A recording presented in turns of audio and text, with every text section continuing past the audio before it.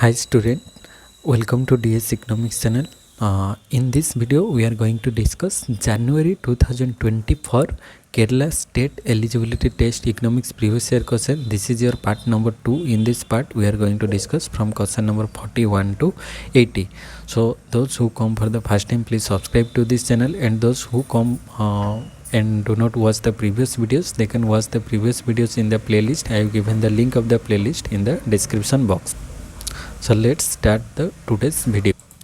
So today's first question is question number 41. Which among the following is not a feature of leptokurtic? So there are three shapes of kurtosis, just like first one is normal shape and more peaked and flat. The when the peaked is high, it is called as leptokurtic. Then medium is mesokurtic and smallest one is that is platykurtic. So first option is value of kurtosis greater than 3. Features of leptokurtic. Leptokurtic means large. So when the value of kurtosis is greater than 3, it is called as leptokurtic. Yes, greater than 3. This is equal to 3 and this is less than 3. So first one is correct. Then very long and thick tail. Yes, its tail is very long and thick. And that is more chances of outliers. So when the tail is very thick and long and thick, then it is it's more chances of outliers. This is correct, option B. Then option C, it is same as the normal distribution. No, it is not same as the normal distribution, because middle portion mesokurtic is normal distribution, not leptokurtic. So this is incorrect. Then distributions are moderate in breadth and curves are a medium peaked height. No, medium peaked height is mesokurtic, not leptokurtic. So medium peaked height is mesokurtic. So this one also incorrect. So here, which of the following is not a feature of leptokurtic? So option C and D both are not a feature of leptokurtic. So option D is most. Here option D is the most possible answer, because distribution are moderate in breadth, curves are medium in peaked height. It is clearly defined as mesokurtic. So this is not a feature of leptokurtic, and this is also option C is also not a feature, because it is same as normal distribution. The leptokurtic is not same as normal distribution. So option C and D, here both C and D are the right answer. So but here according to option C and D are not right. So this is not a feature of leptokurtic, option C and D. So here option C and D are not a features. Then question number 42. Identify the correct statement related to GST. Correct. So according to GST, goods and service tax, first one is in 2004 𝙁𝙍𝙀𝙀 recommended GST to replace the existing tax regime. Yes, in 2004 𝙁𝙍𝙀𝙀 recommended the GST to replace the other existing tax regime. So one tax, that is called as GST, goods and service tax. This is correct. Then option 2, GST is a destination based taxation system. Yes, it is a destination based taxation system. Then GST has been established by the 101th or 101th Constitutional Amendment Act. This is also correct. Then there is a provision of the GST Council to decide upon any matter related to GST whose chairman is the Prime Minister of India. No, chairman is not Prime Minister of India. This is incorrect, because the chairman of the GST Council is the Union Finance Minister, not the Prime Minister. It is Union Finance Minister. So this is incorrect. So option 4 is incorrect. Only option 4 is incorrect. 1, 2, 3 are correct. So correct statement are 1, 2, 3. So 1, 2, 3 only. Option C is right here. Then question number 43. ENAM num is M2. ENAM means electronic. NAM full form is National Agriculture Market. ENAM full form is electronic National Agriculture Market. So it enhance India's integration in the global value chain? No. Reduce emission intensity of the GDP by 45% by 2030 from 2005 level? No, this is not correct. Then create a national database of unorganized workers? No. Then establish an online competitive transparent bidding system to ensure farmers to get remunerative prices for their produce? Yes, this is related with agricultural marketing. So it create bidding system to ensure farmers get remunerative prices for their produce. So this is correct. So 43 right option is option number D. E-NAM is aimed at creating a unified national market for agricultural commodities through an online trading platform that facilitates competitive and transparent bidding, ensuring that farmers receive better prices for their produce. So option D is correct here. Then question number 44, find the coefficient of range of the following data. So the data given, we have to find out the coefficient of range, CV, coefficient of range.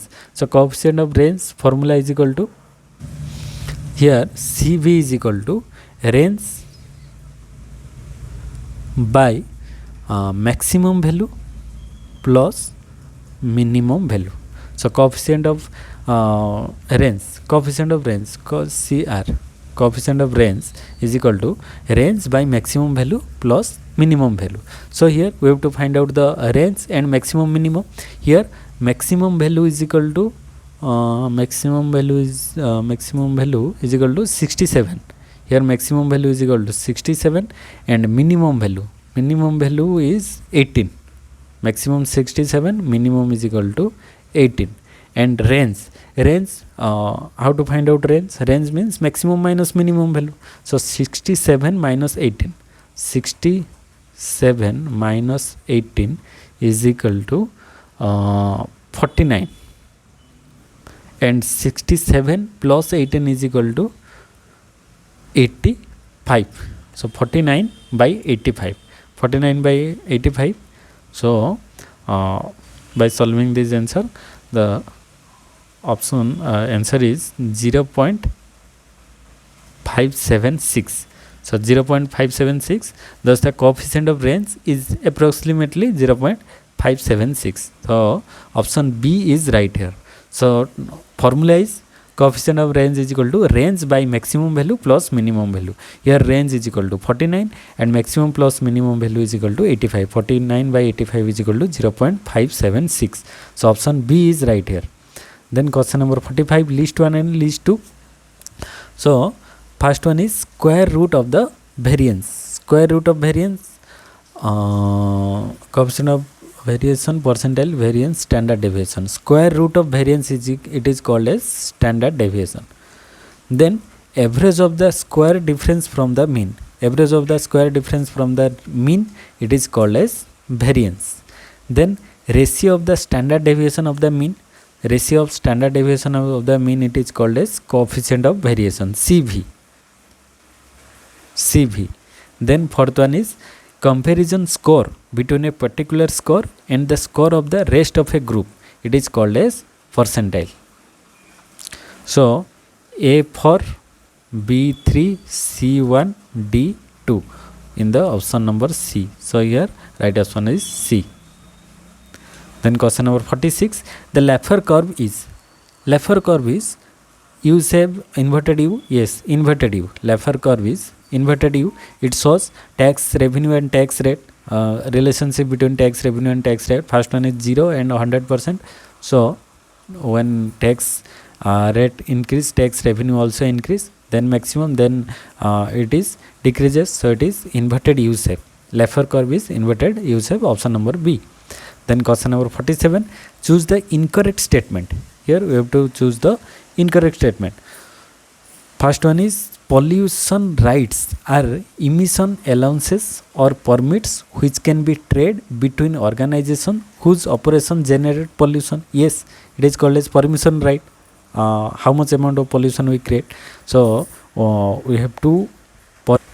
So this is correct. Then pollution right were first introduced in Norway. No, this is incorrect, because While Norway has implemented various environmental policies, the first and formal emission trading system is often attributed to the United States with the acid rain program established in early 1990s. So, pollution rights were first introduced in not Norway, in US. So, option 2 is incorrect. Then pollution rights represent a market-based solution to the problem of negative externality. Yes, pollution rights, it represent a market-based solution for the problem of negative externalities. So 1 and 3 are correct, and incorrect statement is only 2. So only 2 is incorrect statement. So option A is right here. Then question number 48. Under perfect competition, if supply curve has a negative slope, if supply curve has a negative slope, then the imposition of a specific tax result in supply curve is negatively slope, means generally supply curve is upward, but here negative slope means downward. So the imposition of a specific tax result in what happened, it no change in price level or increase in the price which is equal to the amount of tax, or increase in the price which is greater than the tax, or increase in the price which is lower than the tax. So if we see in a perfectly competitive market, when a specific tax is imposed, then the supply curve shift upward to the left, so leading to a decrease in the quantity supplied at any given price. But the price will increase when the price will increase, but typically it will increase by an amount that is less than the tax due to the elasticity of demand and supply. So this means that consumers will bear some of the tax burden, but producer will also absorb some of it, resulting in the price increase being lower than the full amount of the tax. So I think answer option number D is the right choice, because it says that increase in the price which is lower than the tax. So under perfect competition, if supply curve has negatively slope, then the imposition of a specific tax result in increase in the price which is lower than the tax. So option D is right here. Then question number 40. According to Carnot's duopoly model, first one is each firm produce 1/3 of the market. Yes, each firm is produce 1/3 of the market, means so here all of the above are correct option, because each firm produce 1/3 of the market in Carnot duopoly. Then if there is a n number of firms, then the industry output will be n plus 1 by n. This is also correct. Then stable equilibrium is reached as firms learn from the past miscalculation of the competitors' reaction. So all of the above are correct according to Carnot's duopoly model. Then question number 50. A situation in which one firm can gain only what another firm lose is called. When one firm's gain is other firm loss, it is called as zero sum game. So option number A is correct here. Then question number 51. Franco Modigliani present a model of limit pricing based on the following assumptions except. So Modigliani's assumption, what are the assumption and which is not an assumption. So first one is the technology is same for all the firms in the industry. Yes, this is correct. Technology is same for all the firm in the industry according to Modigliani. Then entry occurs with the minimum optimal plant size. Yes, this is also correct. Then the product are heterogeneous and the market demand is no, this is incorrect. Product are not heterogeneous, because Modigliani model of limit pricing assumes that producer as homogeneous, not heterogeneous. So here heterogeneous is incorrect, that is homogeneous.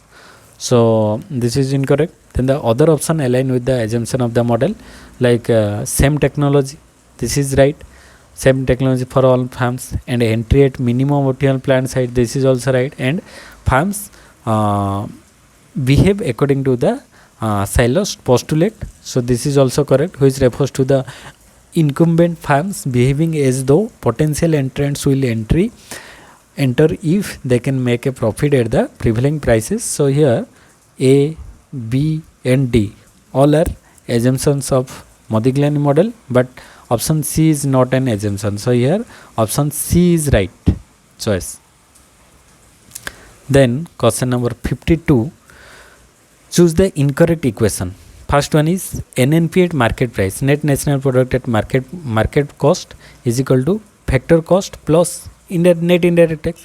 Factor cost plus indirect tax is equal to market cost or market price. So this is right.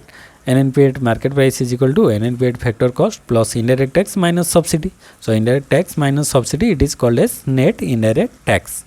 So this is right. Then NDP, net domestic product, is equal to gross minus depreciation. If we deduct depreciation from gross, then we get net.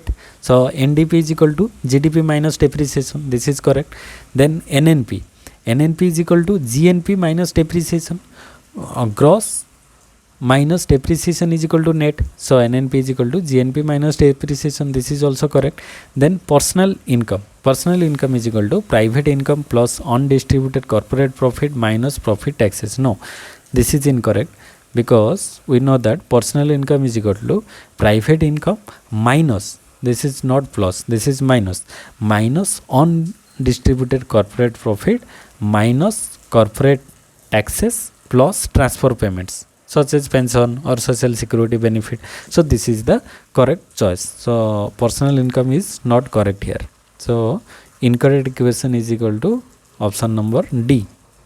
Then question number 53, accession and region based question. So first, accession is equal to, according to Keynesian theory, aggregate supply curve assumes a vertical shape after full employment is reached. Yes, aggregate supply curve after full employment, the shape of the supply curve is equal to vertical shape. So this is right. Then reason is when the state of full employment is reached. This is the point, full employment is reached. Then what happened? Further increase in aggregate demand will unable to increase employment. Here aggregate demand increases, but employment not increase. So since output of goods and services cannot be increased further, as no more labor is available for production after full employment level is reached. Yes, this is also right accession, and this is the right choice or right reason, because according to Keynesian theory, once full employment is reached, then the aggregate supply curve becomes vertical. Here vertical, because any further increase in aggregate demand will not result in higher output, as there is no additional labor available to increase production. So this explains why further increases in demand only lead to inflation, not to an increase in output or employment. So both accession and reason are correct, and reason is the correct explanation of accession. So option C is right here, 53C. Then come to question number 54. Assume that consumption function of an economy is equal to 40 plus 0.8y, C is equal to 40 plus 0.8y. Then the planned level of investment is equal to 75 crores rupees. Then determine the equilibrium level of national income. So to find out the equilibrium level of national income, the formula is Keynesian model. Formula for equilibrium in the simple Keynesian model is equal to y is equal to, we know that C plus I, where y is equal to national income, C is equal to consumption, and I for investment. So here consumption function is given, C is equal to 40 plus 0.8y. So here we know that here consumption function is equal to 40 plus 0.8y, and the planned level of investment, is equal to 75 crores. So investment is equal to 75 crores. So here total equation is equal to y is equal to C. C means 40 plus 0.8y, C plus I means investment is equal to how many? 75 crores. Investment is equal to 75. So the equation is equal to y is equal to 40 plus 0.8y plus 75. Now we just simplify the equation. Y is equal to 40 plus 0.8y plus 75. This is equal to, if we simplify this equation, y minus 0.y, we can write y minus 0.8y is equal to how many? 40 plus 75. 40 plus 75 is equal to 115. So y means 1y. So 1y minus 0.8y, 1 minus 0.8y is equal to 1 minus 0.8 is equal to 0.2. So 0.2y is equal to 115. This implies y is equal to 115 by 0.2. So 115 by 0.2 is equal to, if we got this value, then it is 575 crores. 575. So here y is equal to 575, or national income is equal to 575 crores. So option D is right here, 575, option D. Then question number 55, choose the correct statements related to LM curve. So correct statement related to LM curve. So first option is the LM curve is a schedule that describes the combination of rate of interest and level of income at which money market is in equilibrium. Yes, LM curve is money market, because it says that money market and IS curve is goods market equilibrium. This is LM curve. LM curve is money market equilibrium. This describes a combination of rate of interest and level of income. So it is right. Option number A is correct. Then the LM curve is flatter if interest elasticity of demand for money is low. No, this is incorrect, because we know that the LM curve is steeper, not flatter, if the interest elasticity of demand for money is low. If the demand for money is not very sensitive to interest rate, then changes in interest rate will have a smaller effect on the equilibrium in the money market. So it will be steeper, not flatter. So option 2 is incorrect. So not flatter, it is steeper. Then the LM curve shift to the right when the stock of money supply increase. Yes, when the stock of money supply increase, then LM curve shift to the right. This is correct, because the money supply, when money supply increases, as this leads to a lower interest rate for a given level of income, making the money market easier to clear at higher income levels. So this is correct. Option 1 and 3 are correct here. So correct statement are option 1 and 3 only. So option C is right here. Then question number 56, according to Mundell-Fleming model, an increase in the global interest rate result in. So according to Mundell-Fleming, when increase in global interest rate, then what happened? It's shifting to the balance of payment curve upward. When global interest rate rise, then balance of payment curve, it also shift to the upward. This is right. This is partially correct, because an increase in the global interest rate doesn't directly cause an upward shift in the balance of payment curve, but it indirectly affects. Instead, it affects capital flows and can put pressure on the domestic currency. So it indirectly affects the balance of payment curve. So we can take this option also. Then option B, pressure on the home currency to depreciate. Yes, this is the direct, we can say, direct effect. So this is right, because according to the Mundell-Fleming model, when global interest rate rise, then capital tends to flow out of the home country in sorts of higher returns abroad. So this creates pressure on the home currency to depreciate as demand for the foreign currency increases. So this is right. Then option number C, shifting to the LM curve to the left.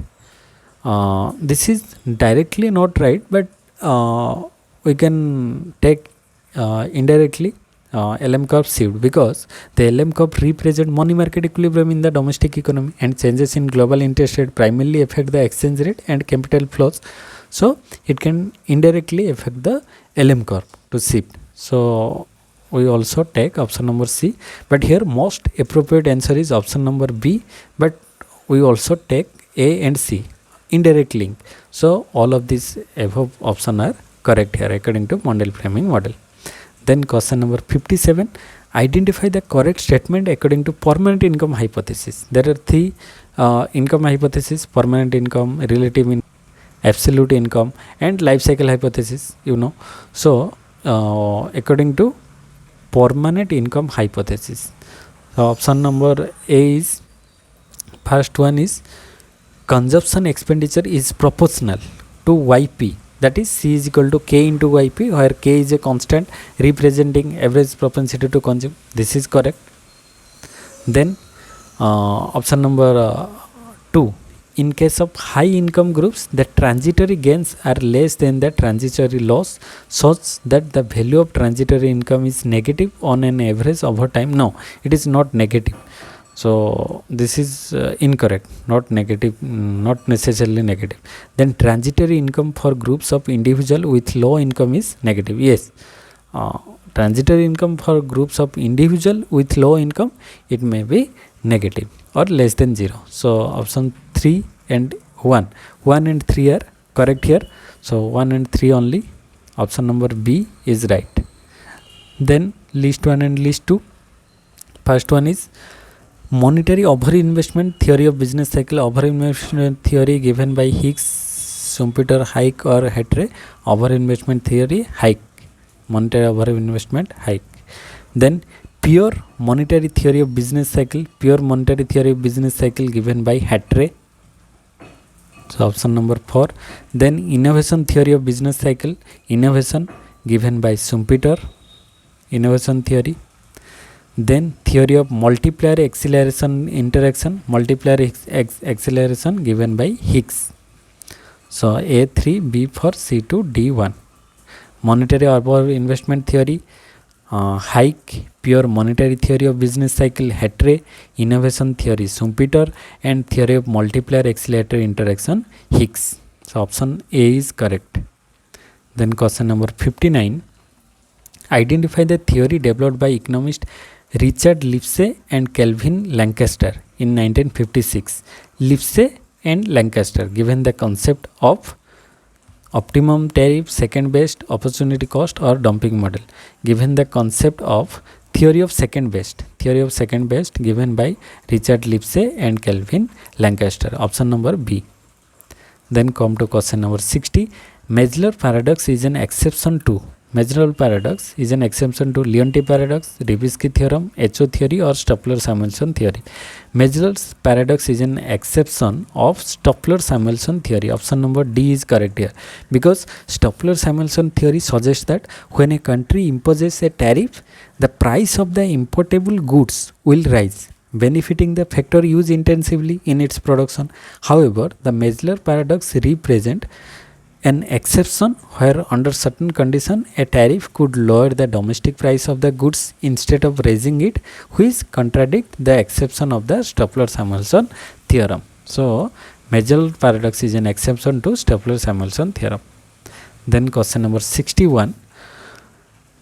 Time inconsistency describe. Time inconsistency means time is not consistent. Inconsistency. It describes the situation where policies that were determined to be optimal yesterday are no longer perceived to be optimal today and are not implemented. Yes, which policies are optimal yesterday no longer perceived to be optimal today because due to time inconsistency and are not implemented. So this is a impact of time inconsistency. Then how each different self of a decision maker may have different preferences over current and future choice. According to time inconsistency, different each different self of a decision maker may different preferences over current and future choices. This is also right. So both A and B are the impact of time inconsistency. So option C is right here. Then question number 62. Identify the condition of achieving maximum social advantage. Maximum social advantage, marginal social sacrifice and benefit are equal. Average, net, not. Marginal social sacrifice is equal to marginal social benefit, or MSS is equal to MSB. Marginal social sacrifice is equal to marginal social benefit. So option C is right here. Then question number 63. J curve indicates that. J curve means this type of shape. J curve, first worsen then improve. So trade surplus will initially worsen after currency depreciation, or trade deficit will initially worsen after currency depreciation. Yes, trade deficit will initially worsen, then it improve.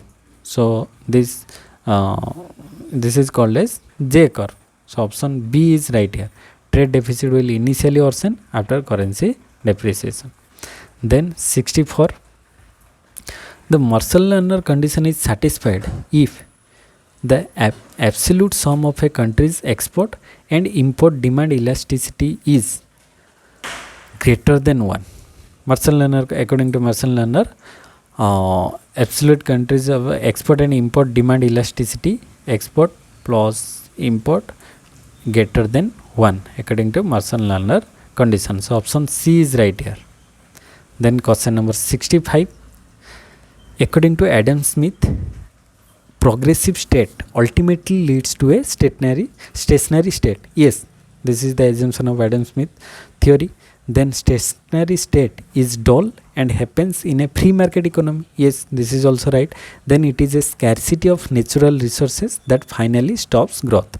When natural resources, we found scarcity in natural resources, then growth also decreases. So it finally stops growth. So all of the above are correct according to Adam Smith. You can see this concept in Adam Smith book Wealth of Nation. So all of these above are correct. Then question number 66, DAS is also called variance ratio distribution. F distribution, T or Z or chi-square.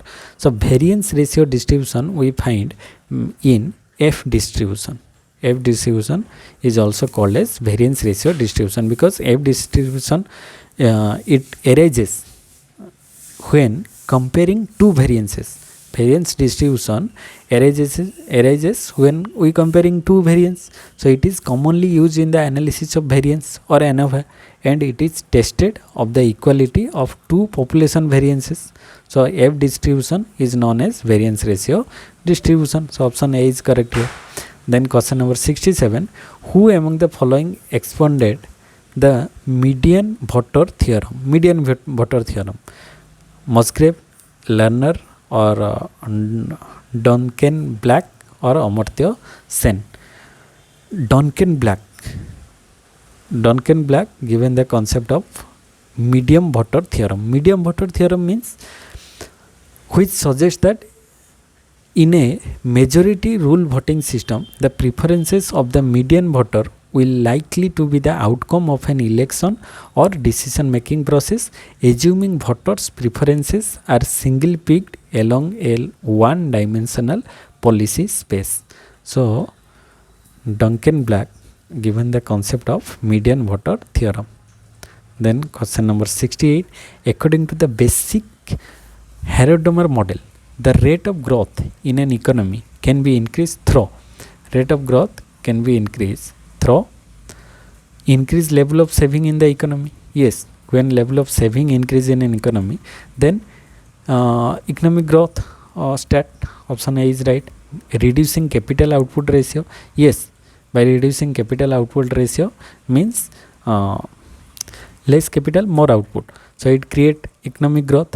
Then reducing the profit margin. No, when profit margin reduce, it cannot grow the economy. So option 3 is incorrect. Only 1 and 2 are correct. So 68 right option is option number A, 1 and 2 only. Then question number 69, the rate of discount which would make the present value of the series of annuities given by the returns expected from the capital asset during its life just equal to its supply price is called. It is called as supply price of capital or marginal efficiency of capital, investment multiplier, marginal propensity to capital. It is called as MEC, marginal efficiency of capital. MEC, marginal efficiency of capital. So option B is right here. Then come to question number 70, which of the following is not related to the theory of revealed preference? First one is measurement of utility in cardinal numbers. No, in ordinal numbers. In ordinal numbers, not in cardinal numbers. So not related to the theory of revealed preference, option A. Then consistency, it is related with revealed preference. Transitivity, it is also related with revealed preference. Then a consumer can be induced to purchase any basket of commodities if its price is made sufficiently attractive. Yes, this is also in revealed preference. So these all are related with revealed preference theory, but option A is not a direct choice because it count in ordinal numbers, not cardinal numbers. So option A is right here, 70 number A, because the theory of revealed preference is based on the idea that consumer choices reveal their preferences without the need to measure utility in cardinal numbers, or cardinal means assigning specific numerical values to satisfaction. Instead, the theory focus on the consistency, transitivity, consumer behavior under various price conditions. So option A is here right option. Then question number 71, which among the following is not a feature of monopoly market? Not a feature of monopoly market. First, single seller, it is a feature of monopoly market, single seller market. Then no close substitute for the commodity. Yes, this is also correct, because single seller means one seller. Here no close substitute available for this commodity. Then price is equal to marginal revenue. Price is equal to marginal revenue. No, this is incorrect, because in a monopoly market the price is greater than marginal revenue. Generally in a monopoly market, price is always greater than marginal revenue, because the monopolist has market power and faces a downward sloping demand curve.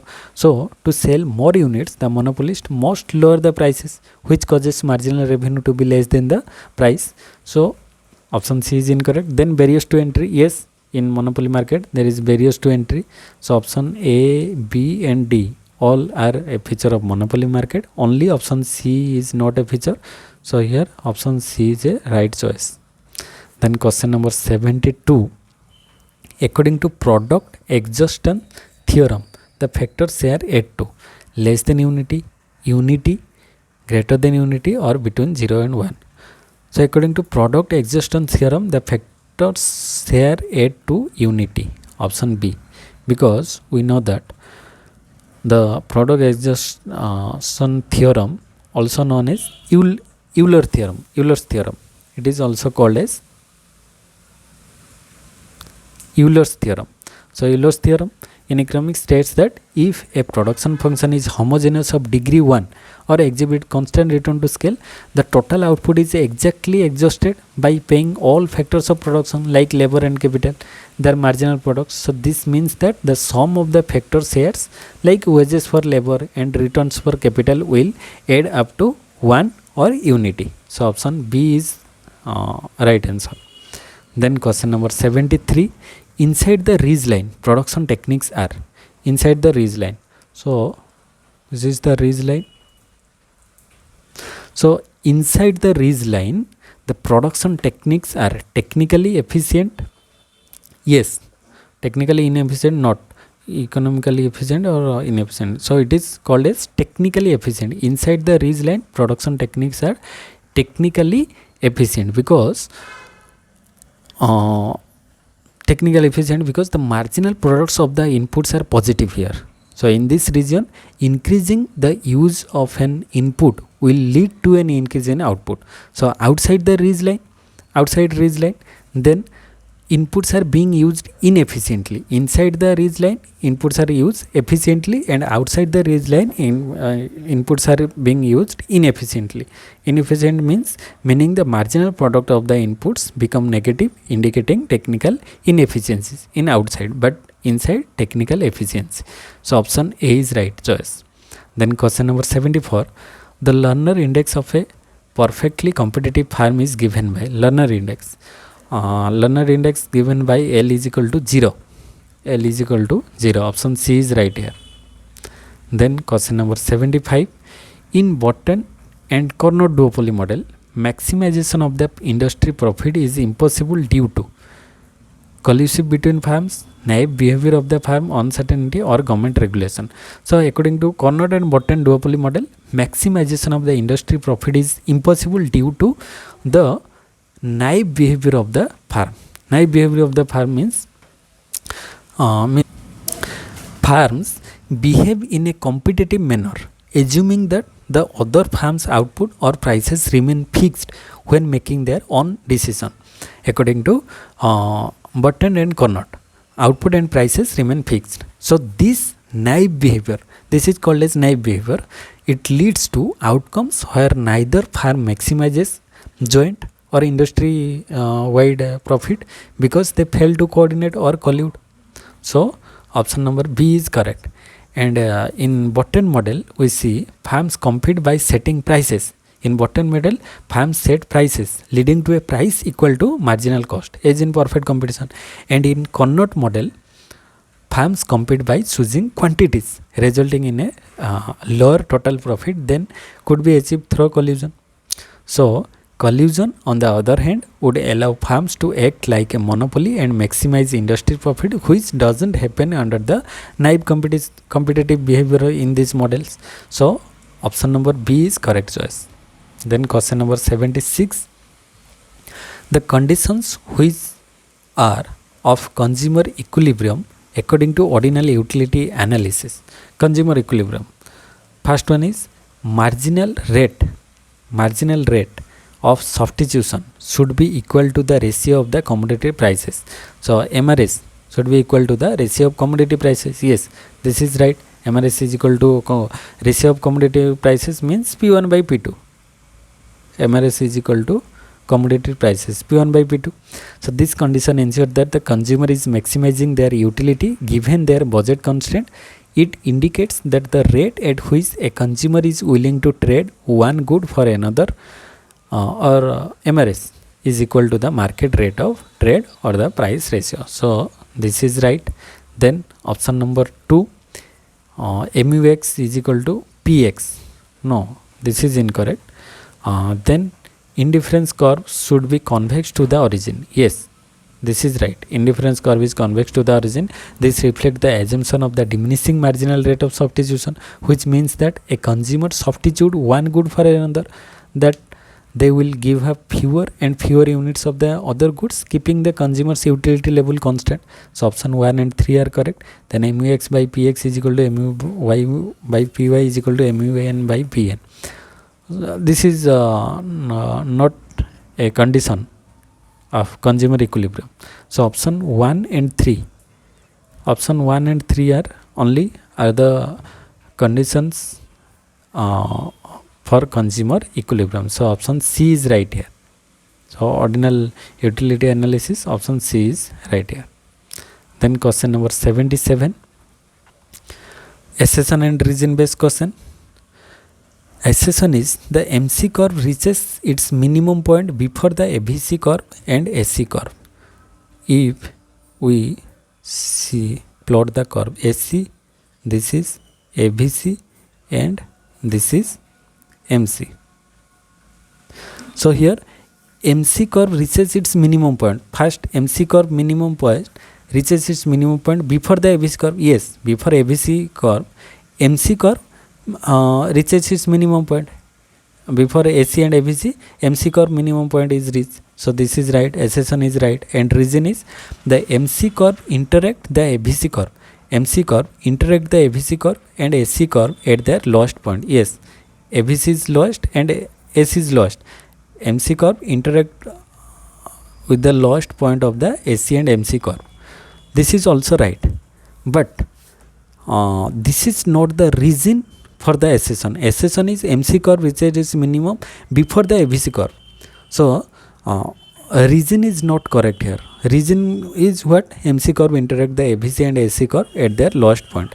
So this is not the reason, particular reason for MC's minimum point. So both A and R are true and R is not the correct explanation of A.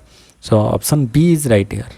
Then question number 78, accession and reason based question.